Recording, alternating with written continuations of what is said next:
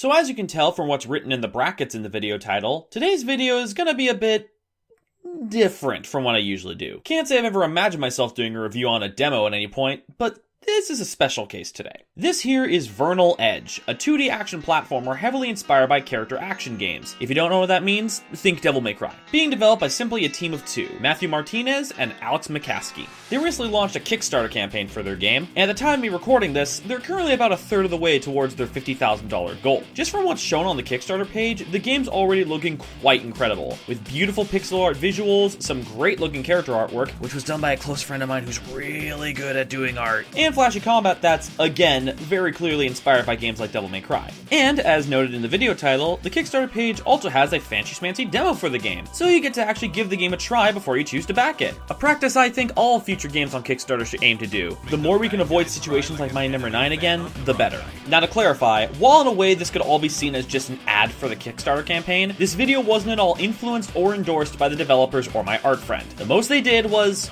well, make this game. I just really like what they've got in the works here, and I wanted to show it off in hopes that it gets people interested enough to back the project. And if you do find yourself wanting to back the game, or at least try the demo out for yourself, the link to the Kickstarter page will be in the description. With that said, how's about we check out this little demo? So going off what's written on the Kickstarter page, the game centers on Vernal, which, yes, I asked Matt myself, her name's pronounced differently than in the title. She's on the hunt for her long-lost father, a journey that takes her to the floating kingdom of Heracot. It's during her journey that she meets Chervil, a genius cyborg with absolutely no memories, who joins her on her adventure. The demo takes place sometime after the two have already met, with their airship landing on a floating island after it runs out of fuel. Vernal decides to explore the island, much to Chervil's annoyance, for something called a growth catalyst, which I imagine is what's used as fuel for the airship. So yeah, you're thrown a gameplay pretty quickly in this demo, with both a nice open area and a training room in the airship to figure out how to play.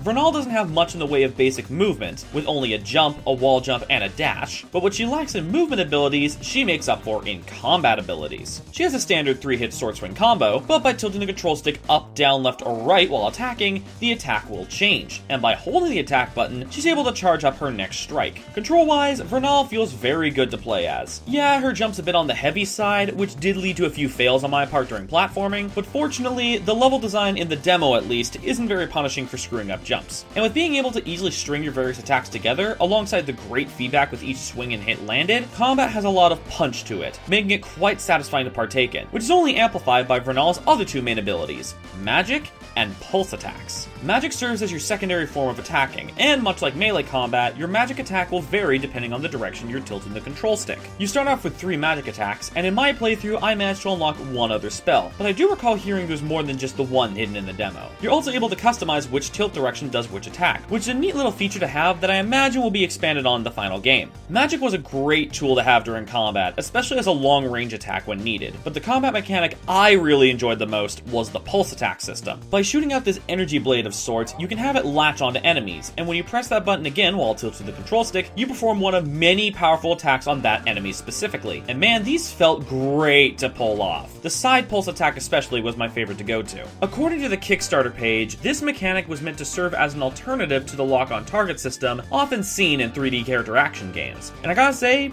yeah, this is a fine alternative. If you couldn't tell yet, this game puts a large emphasis on giving the player plenty of options with combat. I could definitely feel the DMC influence in that regard, both from that and the letter rankings, which helps make encounters all the more exciting when they pop up, even if you end up getting your butt kicked. Which definitely happened in my case. Quite a bit. Hey, I may have liked the game, but that doesn't necessarily mean I was good at it. But of course, there's more to this game than just hitting things with a sword, so let's talk about the exploration. The game takes a Metroidvania approach with its level design, and while the demo at least lacks a map of sorts, I never felt like I was getting lost while navigating, so I didn't even mind not having a map. The area is also filled with goodies and secrets, such as treasure chests and, well, new spells. So there's a definite incentive for exploring, including in areas that may seem like you shouldn't be able to go there. Going off the beaten path in this demo is definitely rewarded, that's for sure. There's also some pretty neat level gimmicks, from water geysers you hit to blast you upwards, or to stun enemies if you want to be creative, to stuff like this section with a bunch of transparent blocks that solidify after hitting this switch, leaving you on a timer to try and navigate the corridors towards your objective. There's definitely some fun ideas here, and it makes me excited for what the rest of the game's gonna offer in that regard. If I did have to make one criticism with the level design though, it's that these pegs you're able to climb could have been implemented better. They often blend in a bit too much with the environment, and something felt off about actually using them. Like I didn't feel like I was going to successfully grab onto them when I made the jump. Grabbing ledges felt a bit finicky too now I think about it, but not nearly as much as the pegs. And while we're on the topic of criticism, nothing personal against either of you, Matt or Alex, but I think you two might want someone to proofread your grammar. Now let's talk presentation, because I've got some good stuff to say about this. First off, the soundtrack. Very nicely done. Admittedly, the title screen theme threw me off a bit when the more techno elements kicked in, but I quickly got used to it. And the song that plays for a majority of the level is really lovely. And hey, it also dynamically switches when you get into a fight, something I always love when games do. Though easily my favorite song in the demo is the tune that breaks out in the last portion of the level before the boss fight. It's a total jam. So much so that I subconsciously started dashing on beat with the music. And fun little fact, the demo soundtrack is actually free to download. I'll put a link to that in the description as well. And continuing on the topic of presentation, man, this game is pretty. The sprite work done on this game is superb, especially with the environments. I often found myself staring off into the background whenever outdoors. The moving clouds combined with the floating building debris was honestly kind of mesmerizing to watch. The game also runs at a consistent 60 FPS, which for a game like this is pretty much a necessity, so I'm happy it pulls that off without a problem. And aside from the few times I got stuck mid-animation, I didn't experience any major glitches, so that's also a plus. And